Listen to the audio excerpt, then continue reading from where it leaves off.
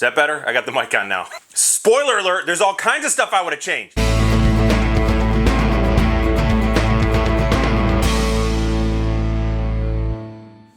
What's going on, guys? My name is Dan. I love hiking, I love backpacking, I love gear.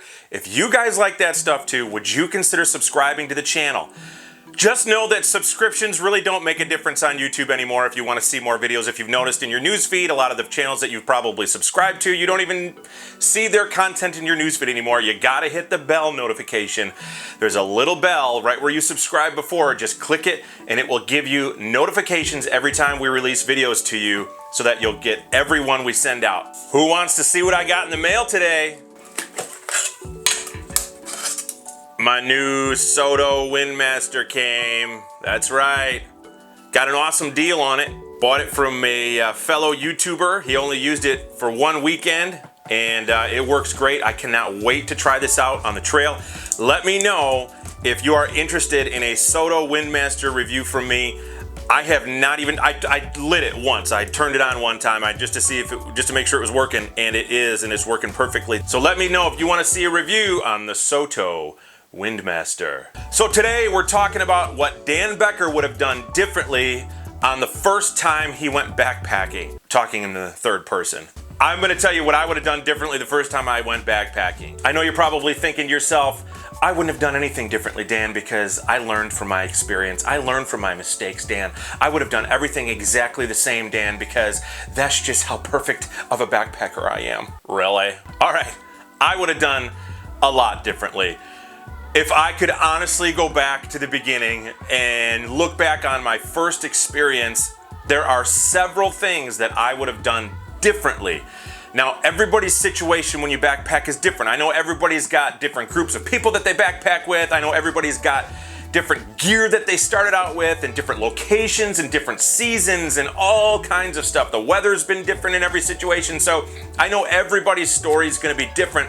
So I just thought I would share a little bit about what I would do differently in the hopes that if maybe you're starting out or maybe you're just kind of reminiscing, you'd still have some fun, or maybe you're going to learn a little bit of some of the things that you might be able to do differently starting out and kind of learn from some of the mistakes maybe that I made along the way.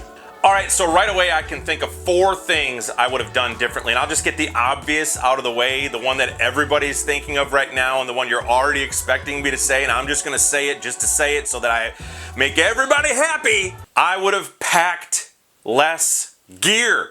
Obviously I would have packed less gear. I think everybody who starts out backpacking and then a year later, 2 years later, if you're still backpacking, if you're still insane enough to continue backpacking, you're gonna say that you would have packed less gear. Let's just get that out of the way right away. Yes, I would have packed less gear.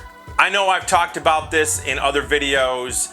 45-pound backpack, packed to the brim, went 14 miles, and the last maybe mile and a half or so was 1,000 feet of elevation. So it was at Devil's Lake in Wisconsin, and it was at Devil's Lake where you're climbing that big cliff. And if you've ever hiked Devil's Lake, you know exactly what I'm talking about, getting up that monster hill to hike the Ice Age trail around Devil's Lake. It was miserable. It was absolutely miserable. I'm gonna show you a couple pictures here. One of them is of me passed out at the counter of where we ended up having to camp. And the second one is a nasty, nasty picture. So if you're a little bit squeamish, you're gonna wanna turn away. I'm gonna show you what happened to my buddy's feet.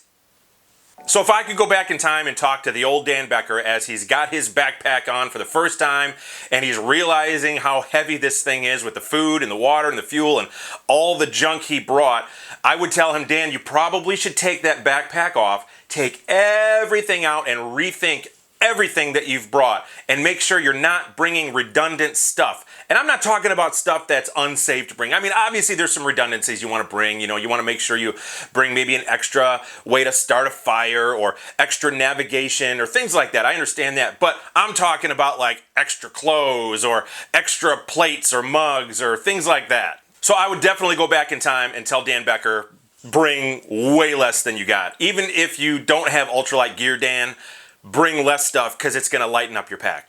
Okay, so the second thing that I would have changed if I could go back in time, if I could redo my backpacking experience for the first time, and I'm kind of shooting myself in the foot here, but I think I would watch less YouTube videos.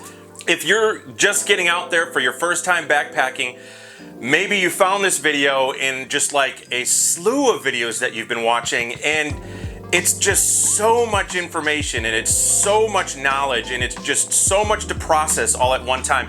And here's the rabbit hole of YouTube. If you search, for instance, let's say a Z-Pax duplex tent, what's gonna happen? All of those Z-Pax duplex tents are gonna come up in reviews and you're gonna start watching them, and then YouTube's gonna automatically think, well, this person, all they care about is a Z-Pax duplex. And they're not gonna show you some of the other great alternatives that are out there. And I think I would have watched less YouTube, and I probably would have headed out to like maybe a Gander Outdoors or a Cabela's or an REI, and just talk to people in the backpacking sections and just ask them about their experiences. I think I would go back and tell Dan that go out, shut your YouTube off, and find some actual people to talk to and have conversations with, and find out the different experiences that are out there. Because like I said, I'm kind of shooting myself in the foot here, but I think YouTube kind of spins you down that rabbit hole. So I think I would have watched less YouTube. All right, so the third thing I would have done differently is I would have borrowed gear from people. I would go back in time and I would sit down with Dan. I'd be like, hey, take that sleeping bag out of your Amazon cart and go find somebody who maybe has a sleeping bag that you can borrow already. Or take that tent or hammock and send it back and see if you got somebody that can borrow that to you, because you may not like it and then you're kind of stuck with this gear. And I know you can return it, but some of that gear was maybe not as ultralight as you had hoped for, and maybe it's really heavy, and someone you borrow stuff from, maybe it's their third or fourth tent and they've kind of dialed down their system, and so they can give you tips or they can help you in understanding how to lighten that up or show you why this is a good option for you. So I think I probably would have borrowed some gear. Also, let me pause right here and tell you that if you didn't hit that subscribe button or like button, and if you didn't hit that bell notification, I just want you to know that there's magic unicorns that are gonna come poke holes in your tent or your hammock the next time you go backpacking. There are so many different things that I would go back and tell the old Dan Becker to do differently.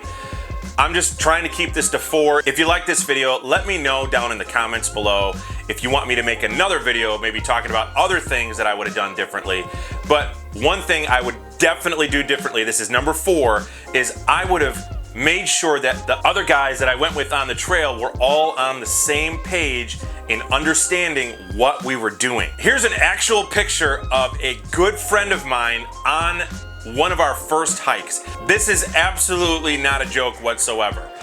We hiked in about a quarter of a mile, maybe a half a mile, and camped for the night. So this really wasn't that big of a deal, but you can see all the stuff he brought. I actually got everything to fit in my backpack, which was pretty cool. And the reason I would have made sure that we were all on the same page is because I wanted to hike. The guys that I went with were more of the car campers, and they were just trying to get into the woods a little bit and be a little survivor man kind of, and just wanted to camp.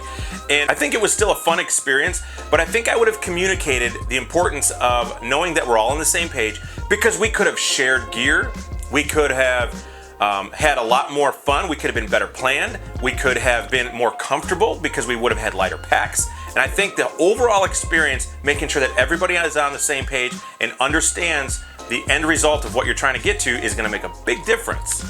All right, guys, let me know down in the comments below, what are some of the things that you would have gone back and told the old self? And if you're gonna comment and say that you wouldn't change anything, just don't comment at all, because you're a big fat liar. Just kidding, just kidding. Go ahead and comment and say that too. All right, guys, if you like this video, please make sure you remember to hit that bell notification. After you've already subscribed to the video, hit that thumbs up or even a thumbs down if you didn't like it, because any interaction with my video is good interaction with my video. And we will see you on the next one.